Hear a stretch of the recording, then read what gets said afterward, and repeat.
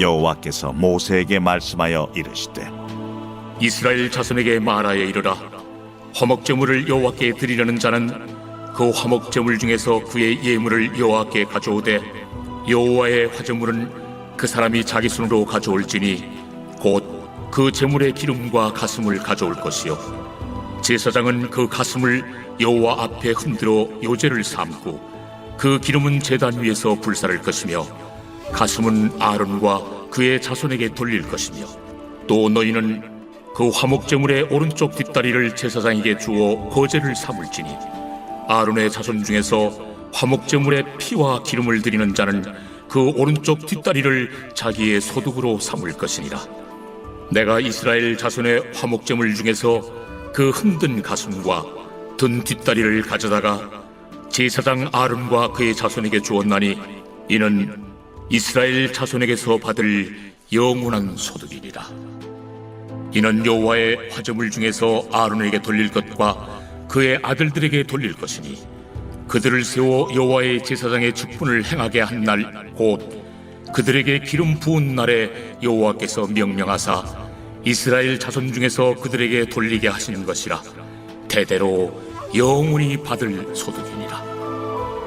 이는 번제와 소제와 속죄제와 속건제와 위임식과 화목제의 규례라.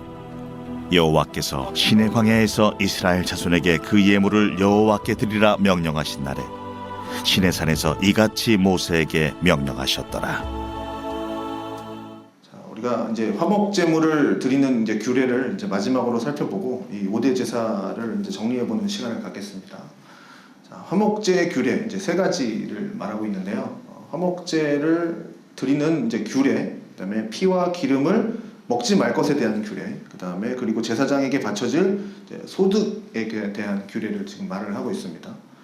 그러니까 화목제의 제물은 소나 양, 이제 염소 이렇게 드리게 되어 있습니다. 그래서 화목제는 다른 제사와는 달리 제사를 드리는 사람에게도 이 제물의 일부가 돌아가게 돼서 제사를 드리는 사람은 이웃과 함께 자기도 먹고 또 이웃과 함께 같이 나눌 수 있는 이렇게 나누어 먹게 되어 있습니다. 그래서 제사장에게는 그 제물 중에 이제 가슴과 오른쪽 뒷다리 이렇게 주어집니다. 그래서 30절을 보시면 제사장은 그 가슴을 여호와 앞에 흔들어 요제로 삼고 이제 이렇게 되어 있는데 이제 요제라고 하는 것은 뭐냐면 흔들기라는 뜻입니다. 흔들기. 이것은 곧 제물을 태우지 않고 그래서 이제 태우지 않고 번제단 위에서 이제 흔드는 겁니다. 이렇게 번제단 위에서 흔드는 요제를 삼는다, 흔든다 이런 방법이 되겠는데 이것은 수평적으로 흔드는 것을 얘기하는 겁니다. 그래서 이제 앞으로 내미는 것은 이제 여호와께 드리는 거고 이렇게 앞으로 드리는 거 이렇게 흔들었는지 이렇게 흔들었는지 잘 모르겠지만 앞으로 드리는 것은 이제 여호와께 드린다는 거고 이것을 다시 제사장 쪽으로 가지고 오는 것은 이게 이제 제사장에게 돌아온다. 하나님께 드렸고 하나님께서 우리에게 주신다. 이런 표현입니다. 그리고 이제 기름은 이제 지난번에도 살펴봤듯이 다 불로 태워서 이것은 하나님께 드려야 했던 겁니다. 그래서 제사장도 또 제사를 드리는 사람도 이 제물에 이제 고기의 내장 그리고 기름 이런 거는 이제 먹을 수가 없다라는 거 이건 잘 알고 계시죠. 그리고 이제 오른쪽 뒷다리는 거제로 드리라. 가슴은 요제로 드리고 다리는 거제로 드리라. 거제는 어제도 봤듯이 이제 들어 올리기입니다. 들어 올리기. 거제는 제사장이 제물을 이제 번제단 위에서 이제 들어 올리는 거죠. 그래서 하나님께 바치는 방법입니다. 그래서 요제는 수평적이라면 그다음에 거제는 이제 수직적으로 이렇게 올려드리는 하나님의 이제 제사는 아니고 이제 그 방법입니다. 그렇게 높이 올려드림으로써 하나님께 바치고 다시 내림으로써 이것은 제사장에게 주어졌다라는 표현입니다. 이게 제사장의 몫인 거죠. 제사장에게 주어지면 요제와 거제로 하나님께 드리고 이제 다시 제사장이 갖는 거 그런 방법입니다. 그래서 이렇게 제사장의 가슴 부위와 오른쪽 뒷다리가 주어졌다는 것을 화목제의 이제 쭉 많은 규례 중에서 마지막 규례를 통해서 확인되고 이것이 뭐라고 얘기하냐면 영원한 소득이다. 이스라엘 자손에게 받을 영원한 소득이다 라는 것을 통해서 제사장의 몫이다 라는 것을 지금 강조를 하고 있는 겁니다. 그리고 이어서 이제 37절에서 38절은 제사법에 대한 이제 총결론을 내려주고 있는 겁니다. 그래서 우리는 이 구약시대의 제사법이 예수님의 대속적인 죽음만을 의미한다라고 생각하지는 않습니다. 그래서 단지 그냥 뭐 제물을 바쳐서 이 제물이 예수님의 뭐 피다, 뭐 예수님의 대속된 죽음이다 이것만 의미한다라고 생각하기가 쉽지만, 그러나 그것은 제사법의 의미의 절반 정도밖에 이해가 되지 않는 겁니다. 그래서 구약시대의 제사는 뭐냐면 예수님의 그 죽음뿐만이 아니라 예수님의 삶, 그 다음에 부활까지도 의미하고 있는 겁니다. 그래서 구약시대의 제사가 단지 그냥 예수님만의 죽음, 그것만 의미한다면 굳이 이렇게 5가지의 제사를 드릴 필요가 없죠. 그냥 한 가지만 드려도 될 겁니다. 우리의 구원은 뭐냐면 예수님의 삶과 죽음을 통해서 이루어지는 겁니다. 그 전체의 사역을 통해서 이루어지는 거죠. 예수님의 죽음이 우리의 죄의 문제를 해결해 주셨던 거라면 예수님의 삶, 그러니까 즉 예수님의 부활은 우리의 의와 영생의 문제를 해결해 주는 겁니다. 그래서 예수님이 이 세상에 오셔서 우리를 위해서 구원해 주시는 이 사역은 첫사람이었던 그 아담이 실패했던 것을 이 예수님께서 대신 성공해 주시는 일이었던 겁니다. 그래서 하나님 앞에 순종하여야 했던 첫 사람인 아담은 순종하지 못했죠. 그러나 예수 그리스도께서는 이 땅에 오셔서 사시는 동안 하나님께 앞에 완전한 순종을 이루셨습니다. 그래서 아담이 순종해야 할 것을 예수님이 순종하심으로써 완전한 순종을 회복시켜 주신 거죠. 그래서 예수님께서 우리 신자들, 그러니까 우리들을 대신해서 하나님께서 하나님 앞에 그 순종의 삶을 사심으로 인해서 우리는 예수 그리스도와 함께 연합되고 또 그리스도께서 이루신 그 순종의 의를 우리가 대신 전가받게 됨으로써 우리는 의인이 되고 이제 영생을 얻게 되는 겁니다.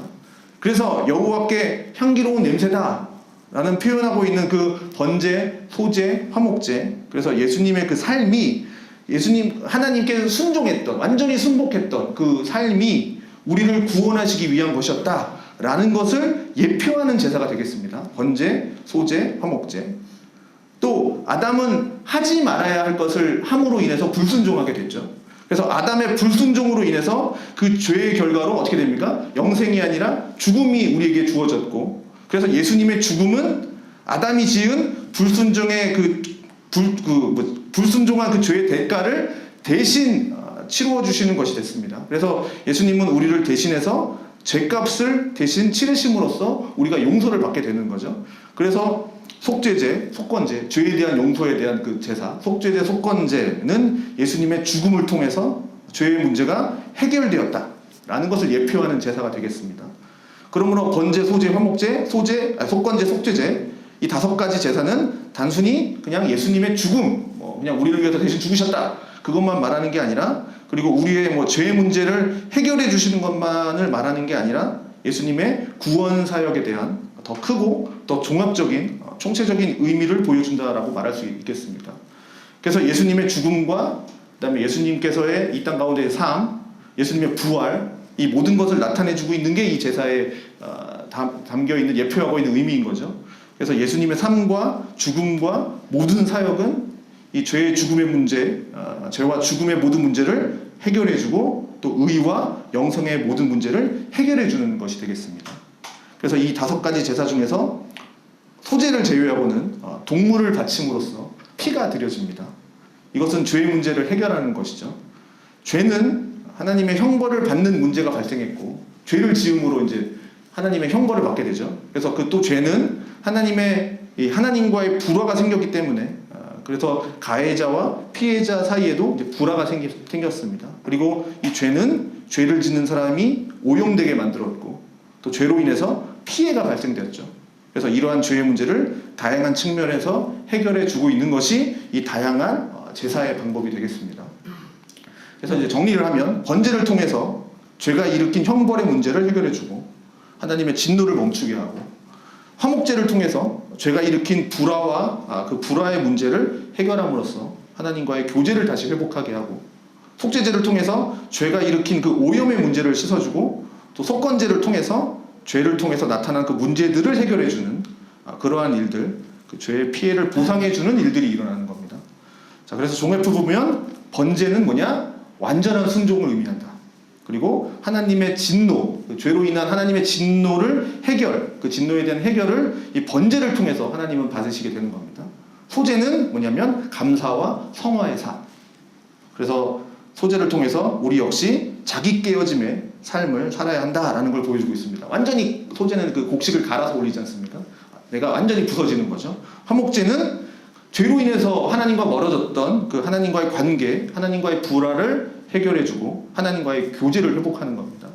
속죄제는 속죄하는 거죠. 죄의 오염을 씻어주고, 또 속건제는 그 죄의 피해를 보상하는, 5분의 1을 더해서 보상한다 이렇게 했었죠. 그래서 보상해서 죄의 빛을 해결해 주시는 겁니다.